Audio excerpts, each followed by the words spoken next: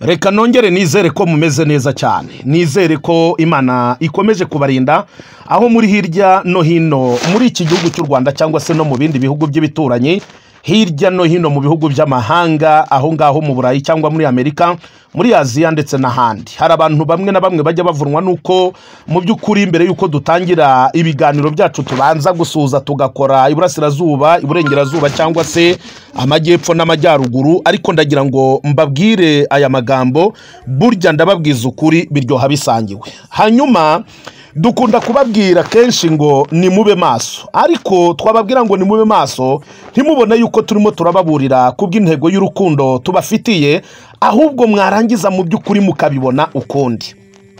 Tumaze iminsi turimo turabagezaho ibiganiro bigiye bitandukanye, ariko reka nongere n'ubu nanone kandi mfata umwanya ndetse mu by'ukuri ngire gutya mbaganirize. Reka mbanze mbabaze, uyu mugabo ninde umuzi? Uyu mugabo murimo murabona kuri iyi foto ninde umuzi? Ninde se ujya ukurikirana ibiganiro atambutsa? Ninde ujya ukurikirana ibintu amavideo akunda gushyira hanze kenshi mu by'ukuri avuga ko ari ubuhanuzi?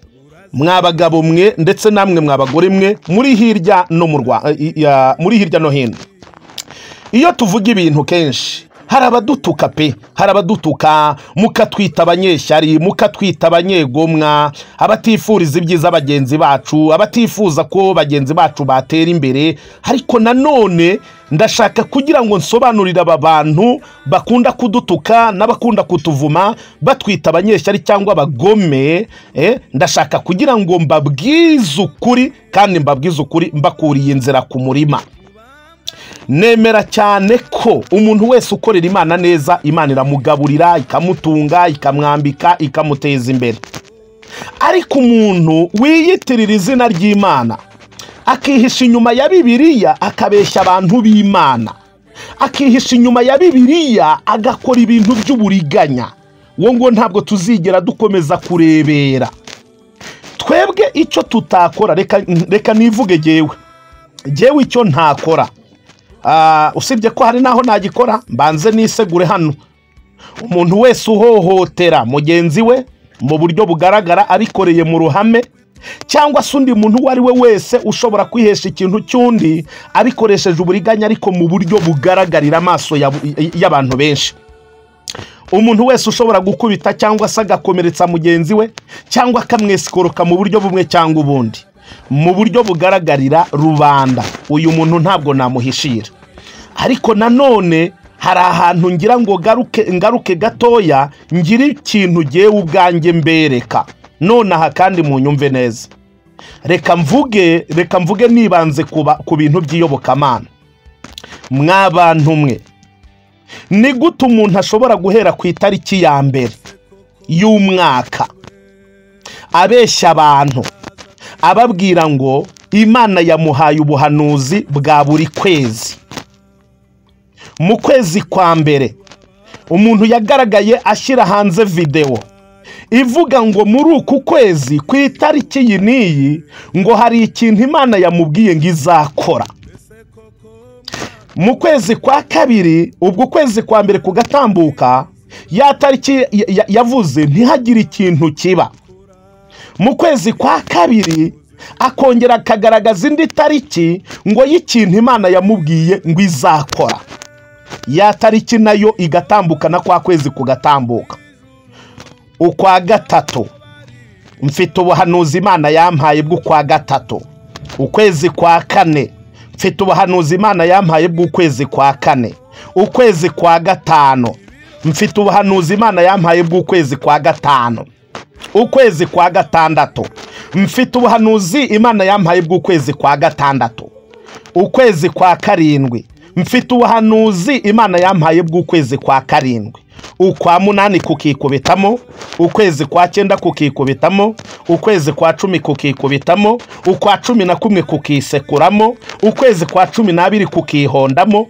Buri kwezi kose asohora video zivuga yuko hari ibintu Imana yamubwiye kuri buri kwezi. Ndashaka kugira ngo nongere mbisubiremo, banyarwanda, ba diaspora n'abandi mwese mu nkurikirana, mube maso ibi bintu ni ubusambo, ibi bintu ni ubusambo, ibi bintu ni ibinyoma, ibi bintu byitwa ubuhanuzi ni ibinyoma. Mbisubiremo, nubwo abantu mbivuga bakantuka, nubwo mbivuga abantu bakandwanya, yewe bakanantesha agaciro, ntibabe bakinyisa umuntu bakanyita ikintu, ntabwo nakora ikosa ryo gukomeza kurebera. Ni gute umuntu amara umwaka wa mbere asohora ibinyoma ngo Imana yamubwiye, umwaka wa kabiri ukikubitamo agashyira hanze ibinyoma bihoraho ngo Imana yamubwiye, yageraho ndetse akanarengera akimura akavana ku kwezi agahindura, noneho akavuga ko afite ubuhanuzi bw'icyumweru. Igihe cyazagera noneho agahindura akavuga ko afite ubuhanuzi bw'umunsi. Ndashaka yuko muzajya mukunda kwitegereza kuri aya macano ntavuze, aya macano akunda kuvuga yuko afite ubuhanuzi ngo bwa buri kwezi, bagatanga ukwezi bakanatanga n'itariki. Muje mumenya ngo niba uri murakurikirana ibiganiro, niba uri kuri platform cyangwa se niba uri kuri playlist ya YouTube, menya ngo aho hantu uguye ku kinyoma. Icyo ngambiriye nta kindi, abantu nibavuga ubutumwa bavuga, abantu nibasohora amavideo abagaburira, izo za views nibazishakishe, ariko be kuzishakisha babeshya abantu. Views mushaka ni muzishake, ama subscribers mukeneye ni muyashake, izo za like na comment zibateza imbere ni mubishake. Nukuri kwishobora byose. Bibaye ngombwa yuko ibiganiro ukora byaguhesha miliyoni 10 umunsi umwe, miliyoni 50 umunsi umwe, nukuri kose utabanje kubeshya abantu, utesikorotsa abantu, nta kibazo kirimo. Ariko ndagira ngo nkubaze, ndabizi yuko amacano yacu muba muyakurikirana, uko dukurikirana yanyu niko mukurikirana na yacu. Ndabizi ko iki kiganiro wenda ushobora kuzacyumva wowe ubikora. Reka nongere mbwire abakunzi bacu bakurikirana Ubugingo TV1, nashaka azabe yitwa Apostle, nashaka azabe yitwa Bishop, nashaka azabe yitwa Revera Pastori cyangwa representa runaka, nashaka azabe ahanura inyenyeri zo kwijuru zikikubita hasi, ariko ukamwumva n'ibintu ahora avuga yuko ari ubuhanuzi, kandi ibyo bintu agatanga n'umunsi, agatanga ukwezi cyangwa n'umwaka, uzamenye yuko uwo muntu akorana n'imyuka mibi, uzamenye yuko uwo muntu akorana n'abadayimoni. Reka mbanze mbahereza urugero. Yesu ubwe ajya gusubira mu ijuru yaravuze ngo ndagiye, ariko nubwo ngiye ntabwo mbabwiye umunsi nzagarukira, ngo kubera yuko uwo munsi wo kuza kwanjye nguzwi na Data wenyine. Yesu niko yavuze ubwe ku giti cye, kandi yari afite ubumana 50%. Nta muntu yigeze abeshya ngo amutuburire, amubwire igihe azagarukiraho, amubwire igihe ibintu bibereye, amubwire ukwezi, amubwire umwaka.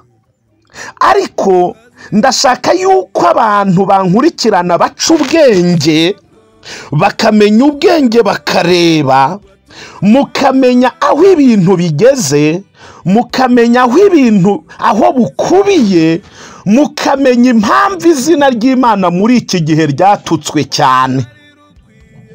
Impamvu izina ry'Imana ryatutswe cyane muri iki gihe ni iyihe? Mwibwira yuko atari bene abangaba bahora babeshya ikinyoma kidashira. Ni gute umuntu ahera ku itariki ya mbere ngo ni umwapotere ngo afite amavuta ngo y'ubuhanuzi, ngo ku itariki 19 z'ukwa gatanu ngo hazabaho iki, abantu bagategereza bagaheba. Byagera mu kwa gatandatu ngo ku itariki 27 z'ukwezi kwa gatandatu ngo Imana yambwiye ngo bimeze gutya, ngo Imana ije ku bantu bayo, ngo Imana igiriye neza abantu bayo. Mwabantu mwe, mw'abanyarwanda mwe, mw'aba diaspora mwe, mwebwe mukurikirana Ubugingo TV 1, ninde wababwiye ko Imana imeze nk'umuntu? Ninde wababwiye ko Imana ihoza ubujajwa mu kanwa kayo nk'abantu? Ninde wababwiye ko Imana ivugira ku murongo nk'uko radiyo tuba tuzi ngo radiyo Rwanda ivugira ku 107, urimo urumva, n'ibice 0, tukaba tuzi ngo TV 1 ivugira, radio 1 ivugira kuri 90 n'igice kimwe, ngira ngo ni nk'uko niba atari 91 n'igice kimwe, sindi kwibuka. Mbega mu yandi magambo ugasanga abantu bafashe Imana nka radiyo iteretse ahantu igomba kuvuga aho ishakiye, nyirayo akayizimya. Ninde wabibabwiye? Ndagira ngo mube maso. Leta yakoze icyo yagombaga gukora nka leta. Insengero ndetse n'abantu bameze nk'aba ngaba irabihagarika. Ariko kugeza kuri uyu mwanya aba batubuzi bakora ubu butubuzi bw'ubwesikoro bihisha inyuma ya Bibiliya bimukiye kandi birundira kuri za YouTube. Kugeza kuri uyu mwanya ndagira ngo umuntu wese ankurikiranye anyumve, mwebwe ko mwabaye nk'abantu badafite amaso kandi mufite amaso. Ubuhanuzi bwa buri kwezi bwabaye hehe? Ubuhanuzi bwa buri cyumweru bwabaye hehe? Ubuhanuzi bwa buri munsi bwabaye hehe? Tujye tuvugisha ukuri. Mwebwe kuki mudashyira mu gaciro? Mwebwe kuki abantu bashobora kugira amatwi yo kumva ariko ntibumve? Kuki abantu bashobora kugira amaso yo kureba ariko ntibarebe? Ibi nabyo ndabivuze muraje mu ntuke. Ibi ndabivuze muraje mu ntuke, mu mpindura ikintu, mu mpindura uruntu, mu mpindura urunyamaswa. Ariko ntacyo. Yesu yarabivuze ngo nimubona abisi babanze muzamenye ko ari jye babanje kwanga. Impamvu abisi batazabakunda nuko mutari abisi. Ibi ngibi mbabwira n'iby'ijuru, niyo mpamvu abisi bagomba kunyanga, nanjye ndabyiteguye. Kubera iki abantu bayoba bakagera ku rwego rwo guhora bayobya abandi? Hanisoni koko. Buri munsi Imana yambwiye, nagiye kubona mbona kuri iyi tariki ya 22 muyisengere hazaba iki? Itariki 22 yavaho umuntu akimukira kuri 25, 25 zavaho akimukira kuri 28, 28 zavaho akimukira kuri tariki 30, 30 zavaho akimukira kuri 5 z'ukwa gatandatu. Iyi tariki muyisengere, uyu munsi wo ku cyumweru muwusengere, uku kwezi kwa 7 mu gusengere hazaba iki? Tangazo uvuge ngo ku itariki iyi n'iyi hazabaho iki kandi kibe. Nikiramuka kitabaye uri umunyabinyoma, uri umubeshyi, urayobya abantu b'Imana. Koko herego ugasanga abantu bahora baryohewe no gutega amatwi ibintu by'uburofa, abantu barimo bararimbuka. Kubera iki murimbura abantu b'Imana? Kubera iki abagore b'Imana, abagabo b'Imana, abasore n'abakobwa b'Imana yiremeye, kubera iki mubangisha Imana, mubangishije ubupfu bwanyu ngo n'ubuhanuzi? Uwo mbwira n'umuhanuzi w'ibinyoma. ntabwo mbwira umuhanuzi w'ukuri ntibimureba, ariko umuhanuzi w'ibinyoma we ndamuhabya. Umuhanuzi w'ibinyoma ndamuhabya. Naho ubutaha.